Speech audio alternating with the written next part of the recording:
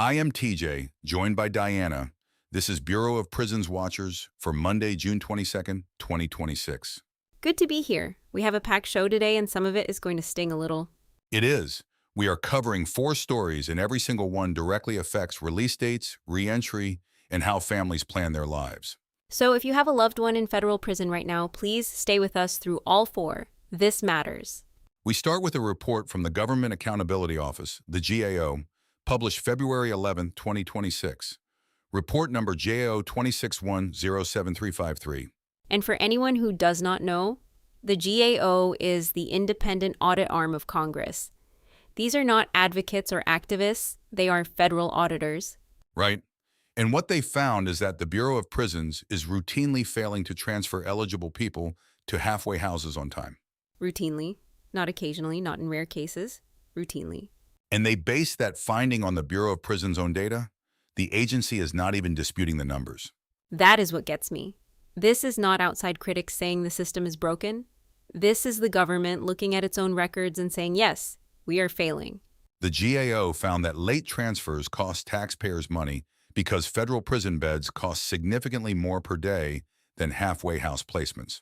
So it is not just harmful to the person sitting in a prison cell longer than they should be. It is literally a waste of public money. And the harm to reentry is real. Every day someone spends in a federal institution past their transfer date is a day they are not rebuilding relationships, finding work, or reconnecting with family. And families are supposed to just accept that.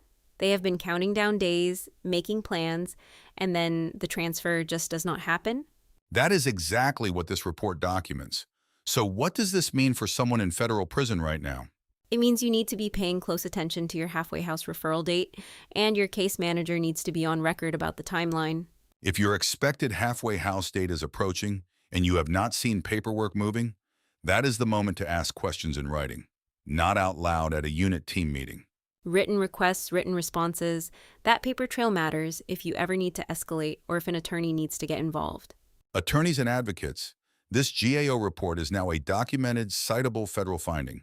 You can reference report GAO 2610753 when pushing for timely transfers. That is a tool. Use it.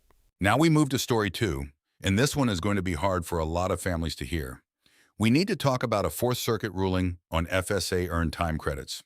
This was published in Prison Legal News, April 2026, page 32. Writer Chuck Sharman covered it, and the ruling is stark.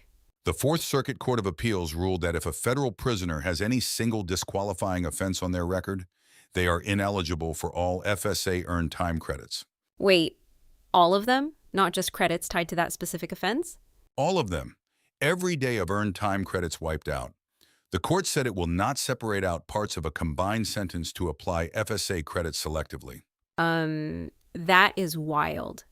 So someone could have participated in programs for years, earned hundreds of days of credit, and then lose all of it because of one conviction on their record.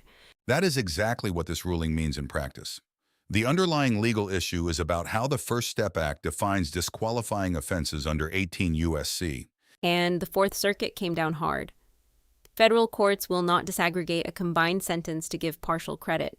This ruling applies to prisoners housed in federal institutions within the Fourth Circuit that covers Maryland, Virginia, West Virginia, North Carolina, and South Carolina. But other circuits are watching, and litigation is happening across the country on similar questions. This is not contained. If you are in the Fourth Circuit and you have any prior or current conviction that could be considered a disqualifying offense, you need to know your status right now. And honestly, the confusion around FSA credit calculations is already a crisis. This ruling makes it worse. Courts are being flooded with these cases. Because the Bureau of Prisons has not resolved these questions internally, people are forced into federal court to get answers that should have been given at the institution level. Which is not fair to anyone. Not to families, not to attorneys, and frankly, not to the courts either. If your loved one is unsure whether a disqualifying offense affects their FSA credits, that question needs to go to an attorney who knows federal sentencing law. This is not a case manager conversation. Right. This is legal territory now. Before we continue, a quick word from our sponsor. If you or someone you love is dealing with a life insurance or annuity question, Policy Prepper is the resource you need. Plain English, no sales pressure, just real information at policyprepper.com. Seriously, check it out, policyprepper.com. Now back to the news. All right, story 3. And we actually get to deliver some good news here. The Bureau of Prisons says it has tripled its output of federal release identification cards as of February 2026. Tripled. That is not a small improvement. What changed? The Bureau of Prisons says increased staffing at its central production facility is what drove the output increase.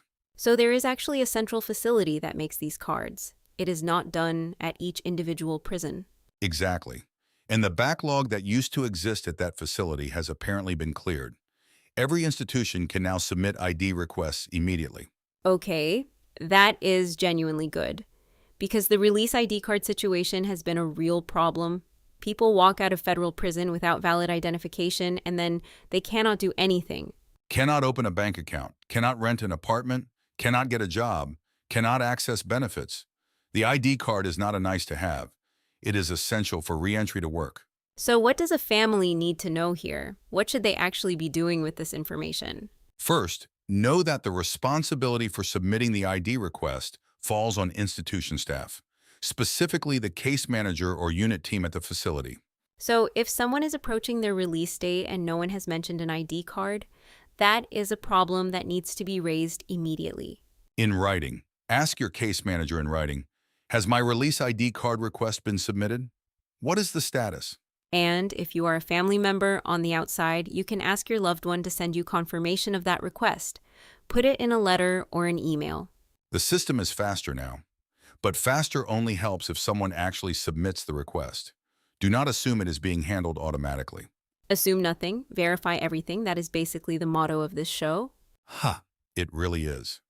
All right, story 4. And this one connects to everything else we have talked about today. The Office of Inspector General, the OIG, released a report in May 2026, and it is not good. The Department of Justice OIG found that the Bureau of Prisons has not fully implemented First Step Act programs at its institutions, despite receiving dedicated funding for exactly that purpose. Hold on. So Congress gave the Bureau of Prisons money specifically to run these programs, and the programs are still not fully running? That is what the OIG found. The funding was there, the mandate was there. The programs are not fully there. And this directly affects earned time credits, because you can only earn FSA credits for participating in approved programs and productive activities. If the programs are not available at your institution, you cannot earn the credits. And if you cannot earn the credits, your release date does not move. So the system is set up to promise people earlier release through programming, and then the Bureau of Prisons does not actually deliver the programming. That is a broken promise. The OIG report is a formal documented finding. It is not an opinion. The agency received money and did not fully deliver what it was funded to do. What does this mean for someone sitting in a federal prison right now who has been trying to participate in programs and cannot get a seat? It means the problem you are experiencing is real. It is documented at the federal watchdog level, and you are not alone in dealing with it. It also means there is now a paper trail that attorneys can use. If someone was denied access to programming that should have been available, that is worth exploring legally. Document everything. If you requested a program and were waitlisted or told it was not available, write that down with dates and submit a written request through your unit team. And keep a copy of every response or non-response. Non-responses are also documentation. The OIG report title begins with Report on the Federal Bureau of Prisons' Use of First Step Act Funding and the Implementation of First Step Act Programs at its and it was released May 2026. Attorneys can pull the full report. It is a public document. This is the kind of thing that moves cases. Let us bring today together 4 stories, all connected. The Bureau of Prisons is late on halfway house transfers. A major court ruling is wiping out FSA credits for some prisoners. Release ID cards are finally moving faster, but only if staff actually submit the request. And First Step Act programs are still not fully running despite federal funding. The through line in all of this is the same thing we say every week. The system will not advocate for your loved one. Someone has to. And that someone is usually a family member, an attorney, or an advocate who knows what to ask for and how to ask for it in writing. If you are unsure about FSA credits or disqualifying offenses or release timelines, please do not guess. These are high-stakes calculations. Get real information, not rumors on the unit, not what someone else heard from their case manager 2 years ago. If you need help calculating FSA credits, release dates, or RDAP timelines, visit FSA4U.com, the only calculator that actually gets it right. And if this show has been helpful, please subscribe and leave us a review. It helps families just like yours find us. To every family listening, you are doing something important by staying informed. Keep showing up for your people. We will be back tomorrow with more.